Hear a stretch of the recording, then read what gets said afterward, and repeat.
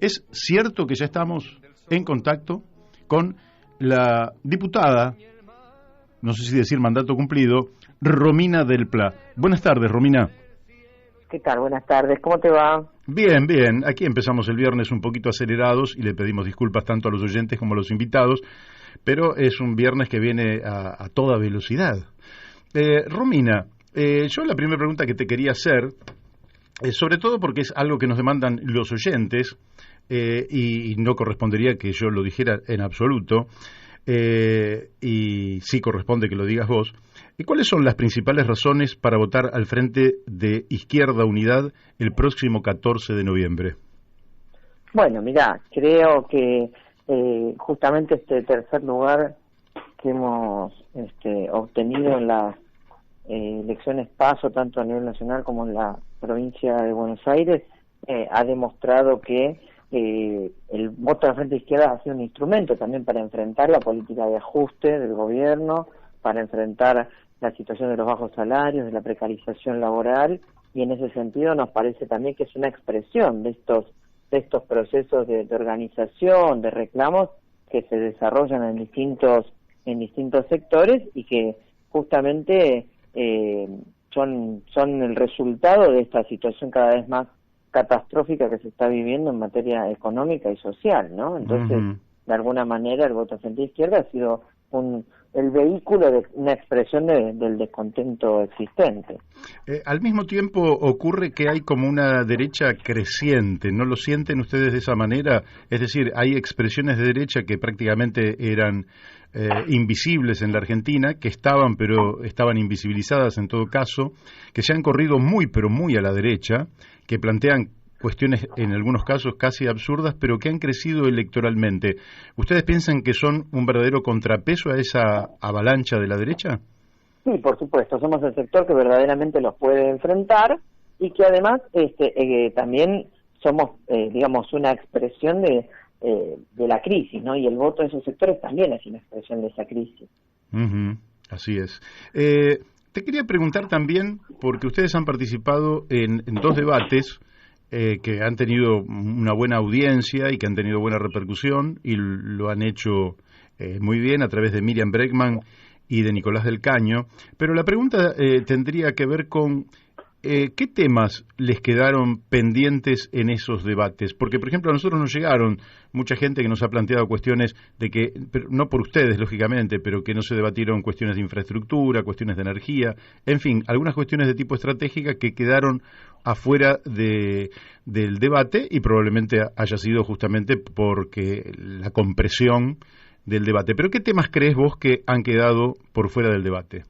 Bueno, lo más importante que quedó fuera del debate es qué hacer con el endeudamiento externo, con el acuerdo con el FMI, con un presupuesto completamente de ajuste que está presentado en el Congreso para su aprobación. Esa es la clave, ese es el punto crucial que no se abordó para nada. Solo lo abordamos a partir de justamente los candidatos del Frente de Izquierda, colocando esa cuestión como un tema estratégico al cual los principales candidatos, y en ese punto teniendo clara la corresponsabilidad en la situación, el gobierno macrista contrayendo una deuda enorme e impagable para fugar los capitales, y el gobierno del Frente de Todos actual dándole legalidad y legitimidad apenas asumió, bueno, son temas en los que no quieren avanzar porque tienen que reconocer que se va a agudizar aún más este ajuste que estamos viviendo, ¿no?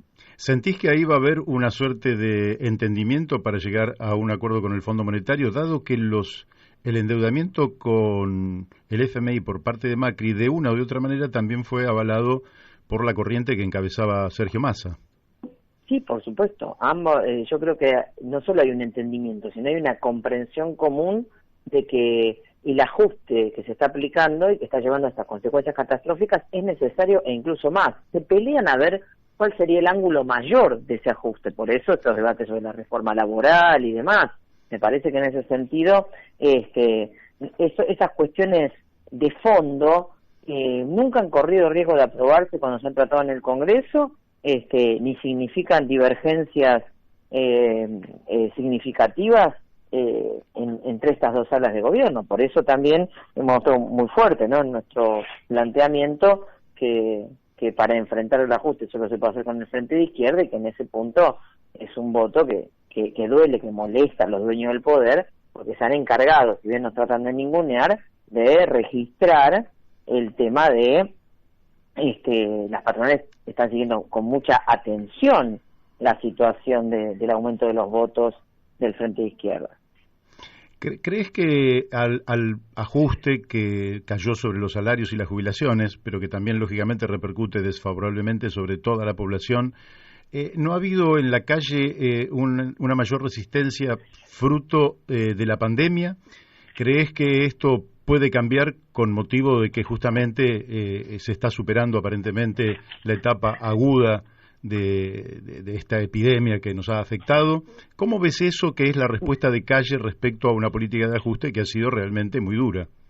Mira, yo creo que hay dos temas. Por un lado, la pandemia, por supuesto, ha dificultado el desarrollo de una cantidad de reclamos. Sin embargo, hemos visto un sector muy dinámico, que es el movimiento piquetero, las organizaciones de desocupados que no están alineadas con el gobierno, que han podido desenvolverlo sin problemas. Yo creo que el otro factor que no podemos eludir es el rol de contención de la burocracia sindical, que ha sido el que ha firmado la CGT, la CTA, firmó los acuerdos de salarios a la baja, de paritarias por abajo de la inflación, han dejado pasar despidos, han dejado pasar precarización laboral, y que son una rueda auxiliar fundamental de este gobierno, y en ese sentido es lo que hace más atractivo a las patronales todavía al Frente de Todos y al peronismo, que Juntos por el Cambio, que no tendría las condiciones de poder frenar esos reclamos.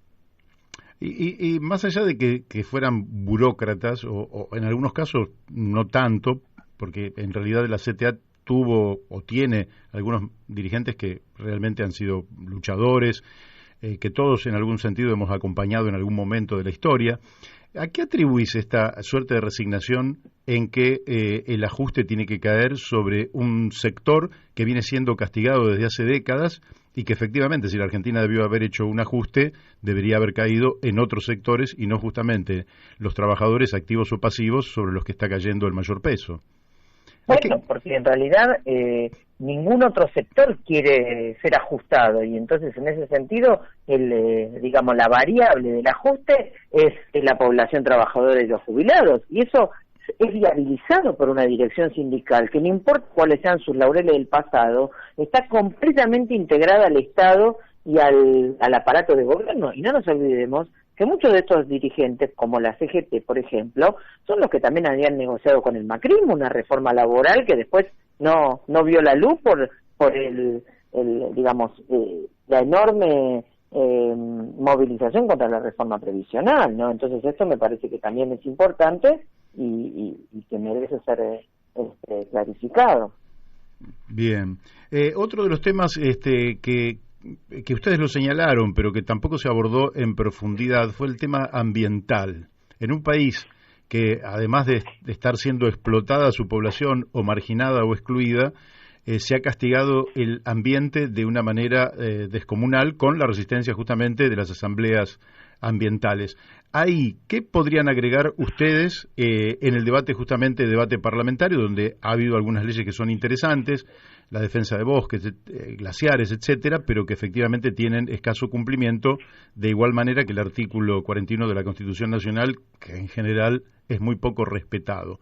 ¿Qué es lo que pueden aportar ustedes desde el Congreso Nacional? Bueno, mira, nosotros hemos presentado el proyecto de ley de moratoria y suspensión inmediata de todos los desmontes, hemos presentado nuestro proyecto de ley de humedales, hemos presentado los proyectos contra la megaminería contaminante. Bueno, en ese sentido tenemos una batería de elementos que, por supuesto, son puestos a debate y a contribución, siempre y cuando lo que se pueda discutir más colectivamente sea un avance, y no como ha ocurrido en su momento con la ley de glaciares, que ha permitido liquidar gran parte de los espacios, porque justamente dejaba abierta a la explotación minera gran parte del territorio, ¿no? Entonces creo que el Frente de Izquierda es el único que puede enfrentar estos lobbies de la megaminería, de las petroleras y demás, y esto hace que empalmemos directamente con las asambleas ambientales. Bien, bueno, no puedo dejar de preguntarte algo que tiene que ver con que hace 2 días, el 20 de octubre, se cumplieron 11 años del asesinato de Mariano Ferreira. Y cuando estas cosas ocurren, uno siempre piensa que no haya sido en vano, fue un asesinato terrible. ¿Qué cambió? Por un lado, lógicamente, ¿qué representó para ustedes? Porque Mariano Ferreira era un hombre del Partido Obrero. ¿Y qué cambió a partir de aquel momento en la política argentina? ¿Qué balance podrías hacer? Bueno, el asesinato de Mariano Ferreira hace 11 años a manos de la patota de la Unión Ferroviaria, porque defendían esa patota los negocios de la UOF, que eran las patrones que gestionaban el ferrocarril, junto a la burocracia sindical, fue justamente un crimen de Estado, un crimen contra la clase obrera, con ese crimen que llevó a miles y miles a la calle reclamando justicia y que permitió enjuiciar y meter preso no solo a los autores materiales, sino también a José Pedraza, el autor ideológico de esa masacre. Creo que ha sido un salto muy importante y una conquista de los trabajadores en ese sentido y del movimiento popular. Por supuesto que también se desnudó todo ese entramado de las tercerizaciones al servicio de los negociados. Durante un tiempo se logró el pase a planta de una cantidad importante de trabajadores y trabajadoras. Sin embargo, con el correr de los años, la precarización ha vuelto a la carga con todo. Así que queda muy fuerte la bandera de Mariano Ferreira como una lucha contra la precarización y la tercerización, y así se levanta fuertemente también en el ferrocarril Roca, donde la lista multicolor enfrenta a la burocracia y justamente la burocracia verde la quiere proscribir. Así que más que nunca, y con la afrenta que significa el nombramiento en el Ministerio de Seguridad de Aníbal Fernández, que fue uno de los que justificó el accionar de la Policía Federal liberando la zona, bueno, realmente está más vivo que nunca el reclamo de justicia por Mariano y de la denuncia de todo el entramado de un régimen político al servicio de esos negocios. Última pregunta que te hago, Romina. Durante todo este tiempo vos has seguido trabajando en la docencia, ¿verdad?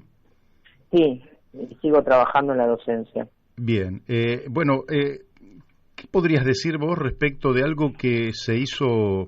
Yo creo que defendieron muy bien Miriam Bregman y Nicolás del Caño en torno a un ataque de estos libertarios cuando hablaban de la casta política, tratando de enlodar todo, de meter a todos en la misma bolsa, siendo que ustedes en ese sentido han mostrado que restringen los ingresos y que en general cuando terminan su mandato representativo continúan con sus acciones laborales como cualquier persona de a pie. ¿Qué podrías decir vos que diferencia el comportamiento de un dirigente de izquierda de lo que estamos acostumbrados a ver en la política argentina? Bueno, primero que nada, nosotros somos trabajadores y trabajadoras y por eso, reclamamos que ningún funcionario cobre más que 4 salarios mínimos, vivimos en nuestro trabajo y volvemos a nuestro trabajo. Pero lo que los Milei y los expertos denuncian es quiénes son los patrones de la casta política, porque ellos mismos son parte de esos patrones de la casta política y son parte también, y lo han sido, de esa casta política que denuncian. Entonces es todo muy trucho, es todo muy turbio y nos parece que en ese punto de vista hay que denunciar que en realidad no son liberales, son fachos y que lo que en definitiva están planteando es la contracara de lo que enuncian, ¿no? Hablan de libertades y en realidad lo que quieren hacer es pisotear un conjunto de libertades muy importantes, entre ellas las de mujeres y diversidades. Bueno, Romina, te agradecemos muchísimo la amabilidad que tuviste de aparecer aquí en nuestro programa La Brújula. Te deseamos lo mejor y, bueno, espero que después del 14 de noviembre volvamos a charlar, pero ya como diputada electa. Muchísimas gracias y aprovecho para invitar el 30 de octubre hacemos un acto muy importante de la izquierda del Partido Obrero en la Plaza de Mayo a las 15 horas, así que están todos invitados a venir a escuchar nuestros planteos. Muy bien, hasta pronto. Chau, gracias.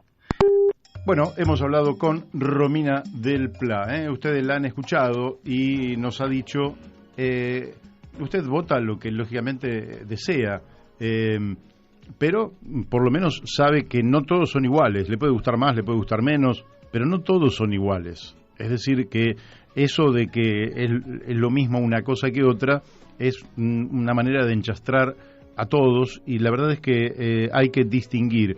Las generalizaciones son malas, siempre son malas, porque no se puede hablar de casta política en sentido estricto. Lo que sí hay es algunos sectores que realmente, más que representantes del pueblo, son representantes de determinados poderes económicos o de la concepción que esos poderes económicos tienen justamente para defenderse a sí mismos, para defender un sistema de intereses que se ha consolidado en la República Argentina, que nos ha traído hasta aquí, porque esto no es el producto de la nada, y que, alimentan candidatos justamente para derechizar a la sociedad, para tratar de que haya menos derechos, y vienen diciendo justamente que uno de los problemas de la República Argentina es el costo laboral.